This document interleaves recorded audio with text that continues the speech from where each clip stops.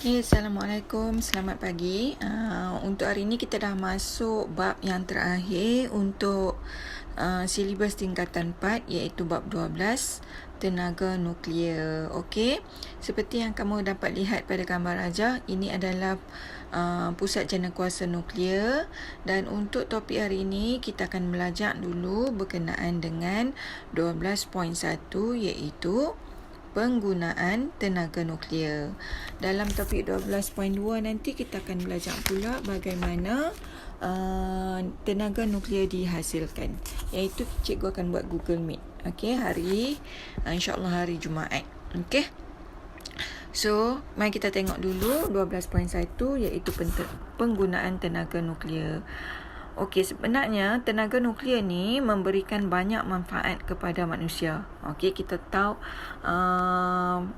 kalau kata sebut pasal tenaga nuklear ni mungkin ada di kalangan kamu fikir tentang bom nuklear. Pernah dengar tak pengeboman nuklear dekat Hiroshima, Jepun? Okey, cikgu tunjukkan. Satu ketika dulu pernah berlaku pengeboman dekat Hiroshima, Jepun. Macam ni. Yang cikgu tunjuk ni adalah bom nuklear. Okey. Dan yang tunjuk ni macam satu pengeboman berlaku.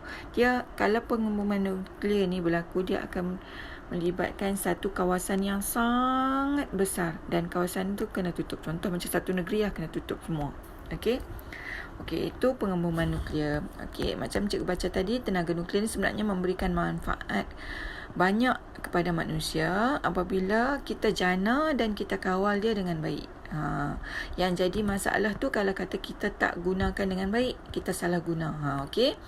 Setiap tahun berlakunya pertambahan negara yang menggunakan tenaga nuklear untuk menjanakan tenaga dalam pelbagai bidang.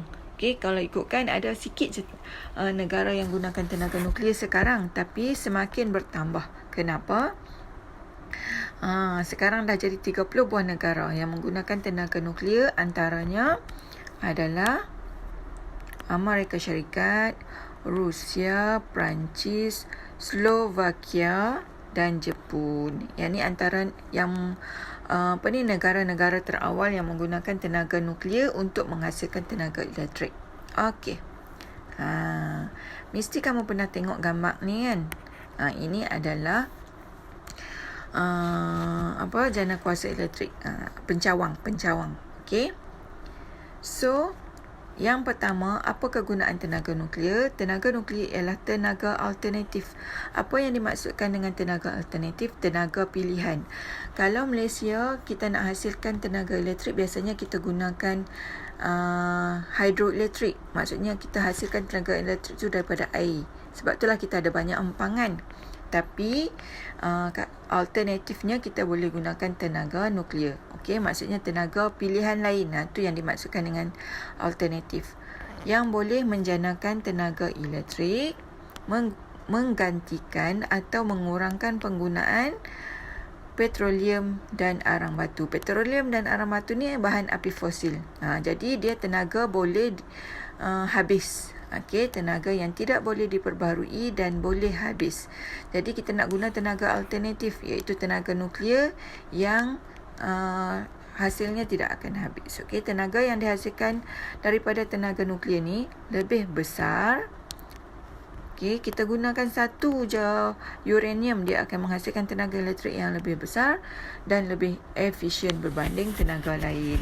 Kalau kita gunakan petroleum, kita perlukan banyak, dan nak hasilkan petroleum tu perlukan masa berjuta-juta tahun kan untuk hasilkan dia. Jadi bila gunakan tenaga nuklear ni, dia boleh hasilkan tenaga yang lebih banyak dan lebih efisien walaupun kita gunakan bahan nuklear yang sedikit. Okey. Yang kedua, biasa tengok dah alat ni ada kat mana?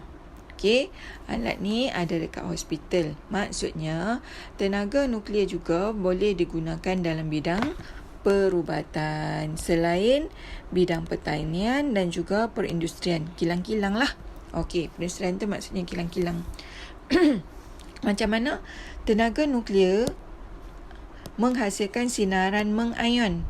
Sebabnya tenaga nuklear ni adalah sejenis sinaran. Dia akan menghasilkan sinaran. Sinaran ion ni maksudnya sinaran radioaktif lah. Ada simbol macam ni. Dia ada radiasi. So kalau ada simbol macam ni, dia adalah sinaran radioaktif ataupun mempunyai radiasi. Tapi dia boleh digunakan dalam pelbagai bidang, contohnya perubatan, pertanian dan perindustrian. Penggunaan tenaga nuklear dapat meningkatkan taraf kesihatan dan taraf hidup manusia.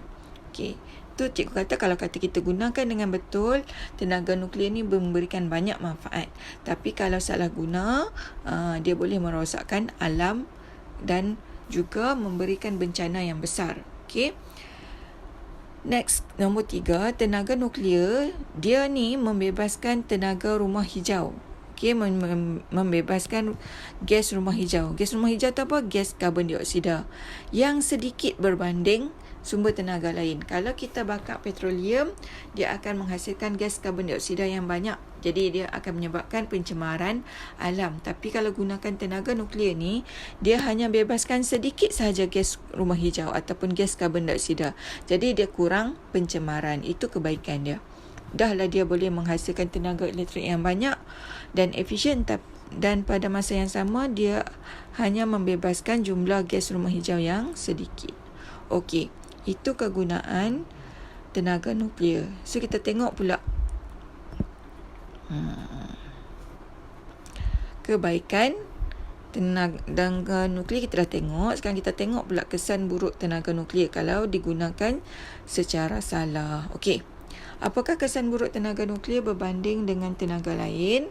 Macam cikgu katakan tadi, tenaga nuklear ni adalah sejenis bahan radioaktif. Jadi dia mempunyai radiasi. Sisa radioaktif yang dihasilkan boleh menjejaskan kesihatan dan mengancam nyawa semua hidupan.